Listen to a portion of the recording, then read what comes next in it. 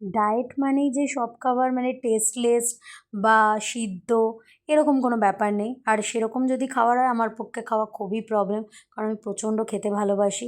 তো সেই কারণে ওয়েট লস করার জন্য, আর ওয়েট লস আমার জন্য খুবই ইম্পর্টেন্ট কিছু মেডিকেল ইস্যুর জন্য। তো সেই কারণে এদিক ওদিক থেকে কিছু রেসিপি আমি খুঁজে খুঁজে বার করছি। আর এইটা তার মধ্যে একটা খুবই ইউজফুল একটা রেসিপি, একদমই হেলদি। তো যারা বাইরে থাকো, রাতেরবেলা রান্না করতে হয়, তাড়াতাড়ি আবার খেতেও হবে, তো তাদের জন্য এটা খুবই ভালো। তো দেখতেই পাচ্ছ কীভাবে রান্না করছি। জাস্ট একটু সাদা তেল নাও কি বাটার নাও, তার মধ্যে রসুন আর আদা বেটে একটু কষিয়ে তার মধ্যে টমেটো, পেঁয়াজ আর মাংসটাকে দিয়ে ভালো করে কষিয়ে নিয়ে, আর মন যেমন চায় তেমন সবজি তোমরা সিদ্ধ করে এর মধ্যে জাস্ট দিয়ে দেবে।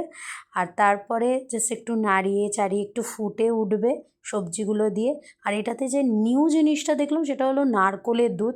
আমি কোনো দিন দেখিনি যে নারকেলের দুধ অ্যাড করে, তো বাট এটাতে দেখলাম, আমি তাই ভাবলাম অবশ্যই বাড়িতে অ্যাভেলেবেল ছিল, তো সেই কারণেই অ্যাড করতে পেরেছি।